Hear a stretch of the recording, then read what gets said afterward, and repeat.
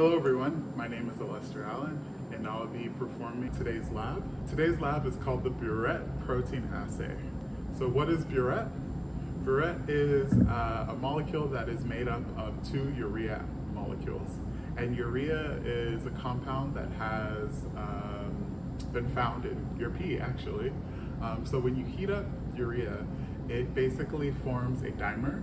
So two urea molecules bind together and form a biuret. And biuret is really useful because it can bind to copper, causing a blue color. And the reason why we're using biuret today is because proteins and peptides have what's called a peptide bond, an amide.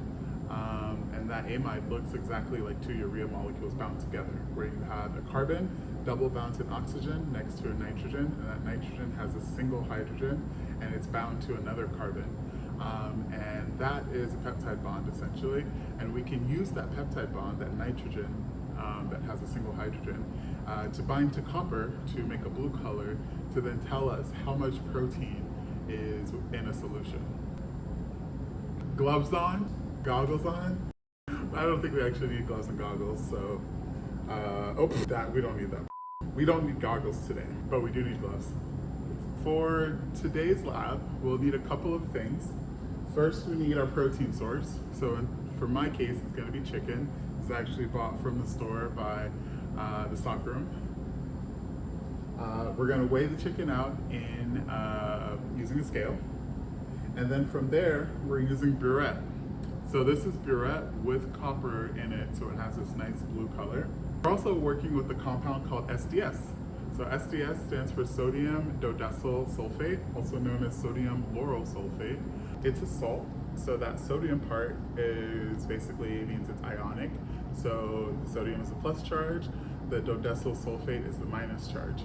The dodecyl part is a hydrocarbon tail that has a sulfonyl group. So that means it has sulfur bound to two oxygens, or actually bound to three oxygens. So it's very polar. And the dodecyl is the hydrocarbon tail. It's like 12 carbons essentially. That's really great because it acts as what we call a surfactant in science world. In other world, you know it as a soap. So think about your dish detergent. It's also an amphiphilic molecule and it's really good at dissolving things. So it's really good at cleaning your plates of all the food that you eat. And so if we want to dissolve a protein without destroying the protein, we can use a surfactant to isolate that protein molecule. And that's exactly what we're doing today. So we will take a gram of our meat, add in SDS with a few of these beads, and that will rip apart the protein, rip apart the meat, releasing the protein, and then the soap will essentially protect the protein. And then we can centrifuge that down, and we'll have our protein from the chicken. And then from there, we'll do a standard curve using BSA, which is bovine serum albumin. And albumin is a protein that we can use as a known concentration to make a calibration curve. And then once we have the calibration curve, we can find out where our unknown, the chicken or another meat source, lies on that curve. And we can calculate how much protein is in a protein source. So let's get going. So first we'll weigh off the chicken, remove the lid, doop. Make sure to zero it, and then we're weighing out 1 gram of chicken. We're gonna use even this. Okay, that's about 1.12 grams of chicken. And from here, I'm going to change gloves. We're going to take our approximately 1 gram of chicken, place it into our test tube, and we're going to add 10 mils of 0.05 SDS, 0.05% SDS. So this is a 1 mil pipette. 10, right. We're going to add a few of these beads. Okay, so about 10 beads. And we'll vortex this for 10 seconds.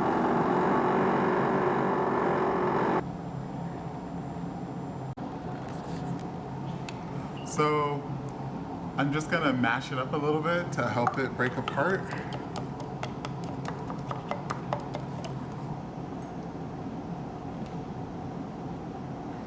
Lost count, that is 10. And then we're going to add just a few beads. We're gonna label it, because labeling is important. We'll centrifuge this for a minute. This is the result of vortexing it when you pre-chop up the chicken.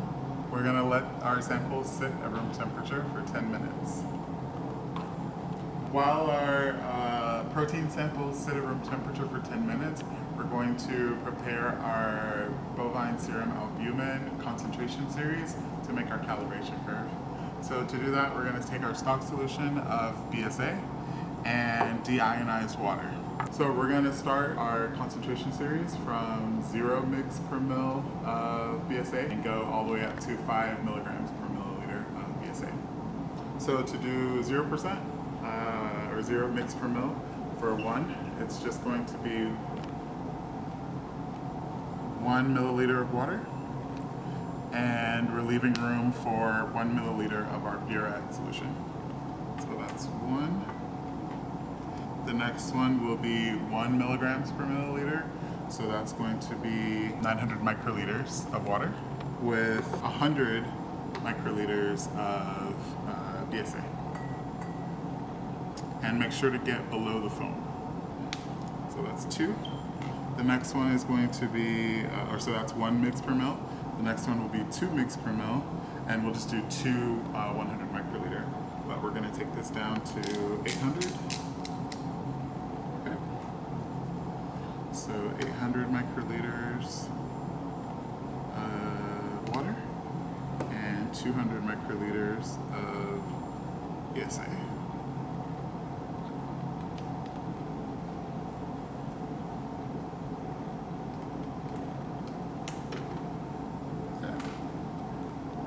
Next is going to be 3 milligrams per milliliter.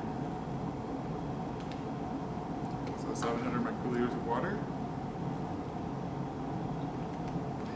And to mix them up, we'll just vortex them really quickly. Okay. So at this time, it should have been 10 minutes. We're going to take a ml of our protein solution and centrifuge it. So when you're centrifuging things, you want to balance the centrifuge. So that's why we have 2 Eppendorf tubes. You place them directly across from each other.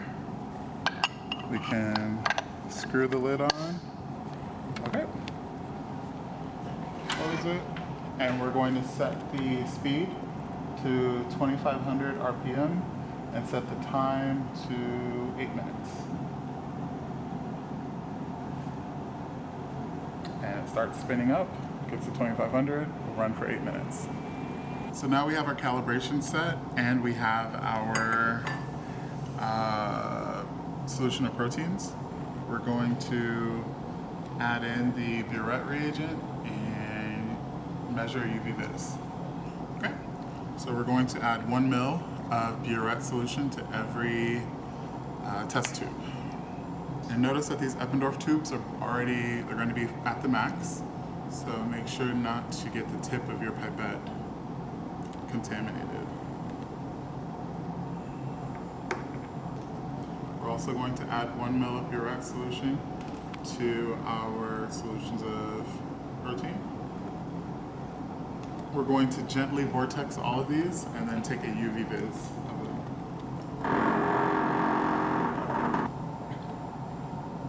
Okay, so what we're seeing here is all of our solutions measured out, and now we're about to add the Biuret solution.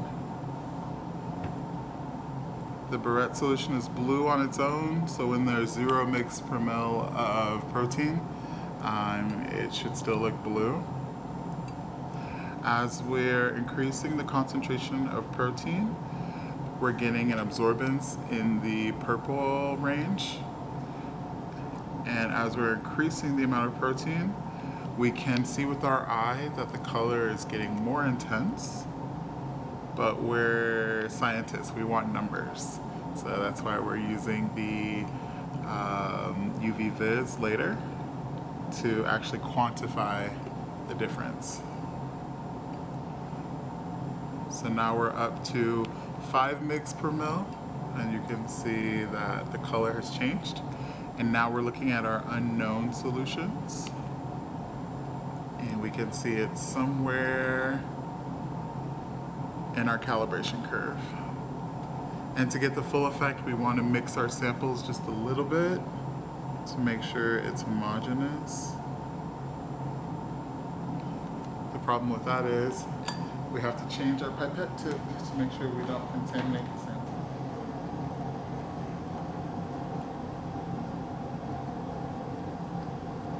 Alright, so when you're using a UV vis, you first want to press any button to turn the lamp on. We've set a method called Biuret, or it might be Biuret. Okay. We're going to insert our sample. First we're going to insert our blank.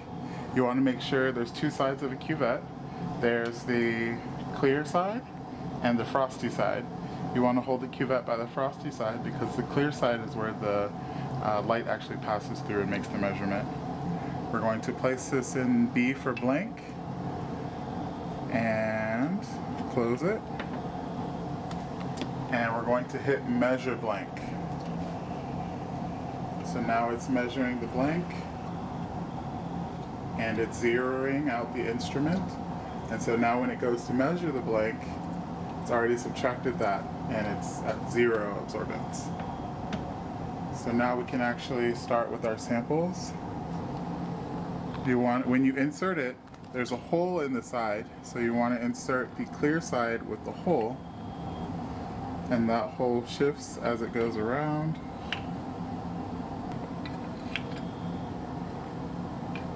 Okay, so now you want to make sure it's measuring 0 for our blank.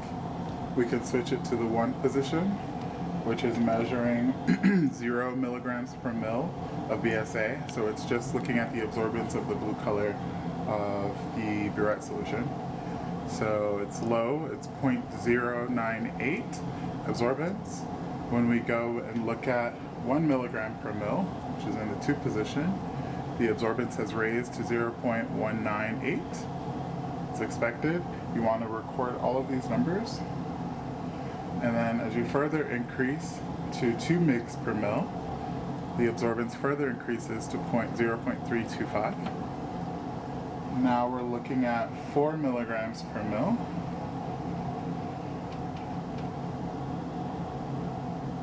Or sorry, 3 milligrams per mil. It's up to 0.4138. And now we're going to look at 4 milligrams per mil. It's up to 0.459. And this is just of the bovine serum albumin. So now we're going to swap in our actual samples. We're at 1 more calibrant. Okay, we're going to do 1 more of our calibrants. And then we're going to look at the chunky chicken, making sure that the clear side's with the hole. And same for the chicken puree. Okay. And now if we look at 5 milligrams per mil, we're reading 0.468.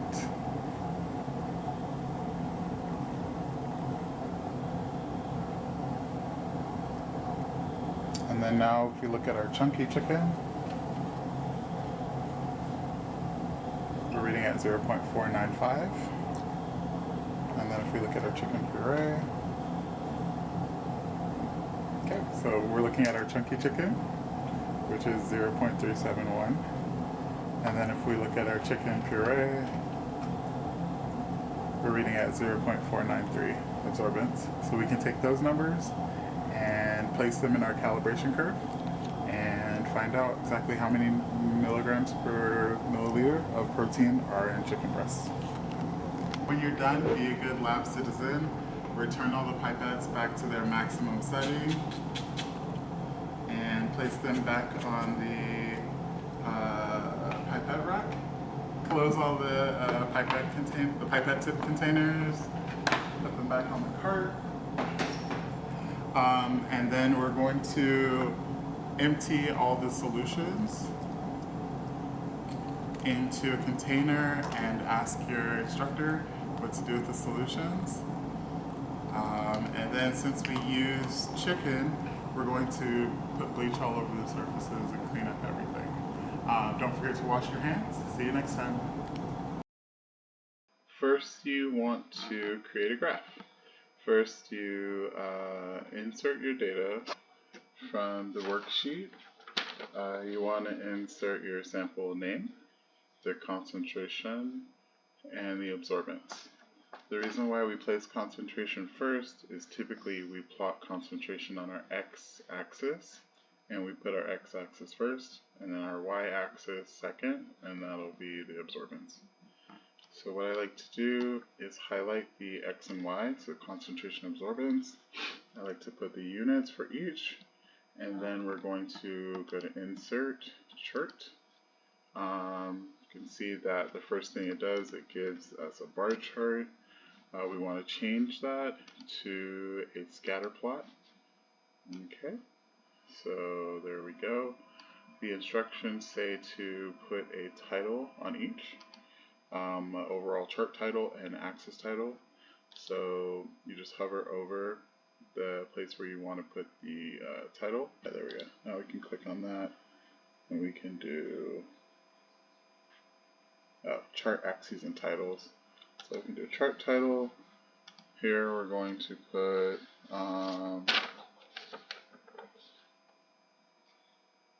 the chart title is Biuret standard curve.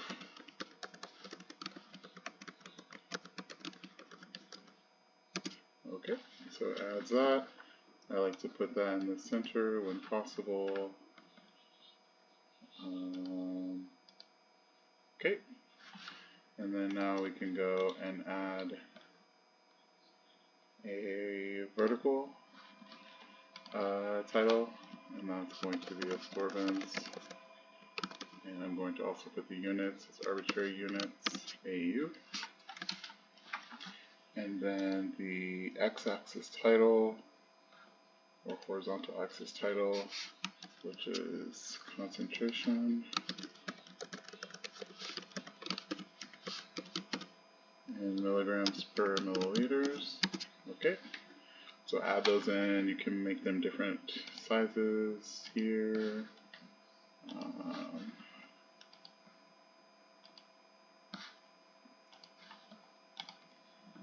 Okay, there we go, trend line there.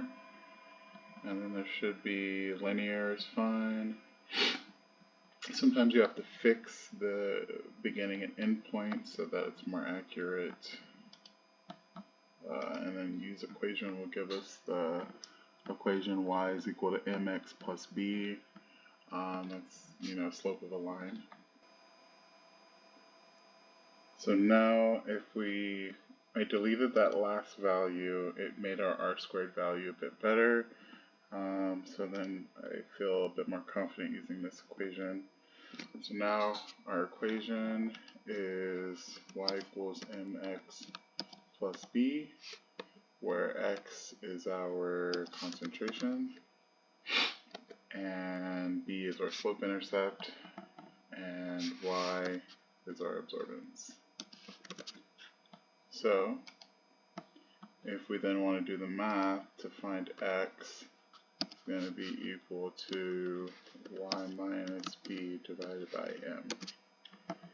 So here we're going to set x equals y, which is this, minus b, which is our slope intercept of 0.093 divided by m, which is 0.0976. Okay. And then we're going to copy that. Cool. So according to our calibration curve, The chicken chunk has 3.125 milligrams per mil of protein, and the chicken puree has 4.49, so 7, which is about 4.50 milligrams per mil of protein.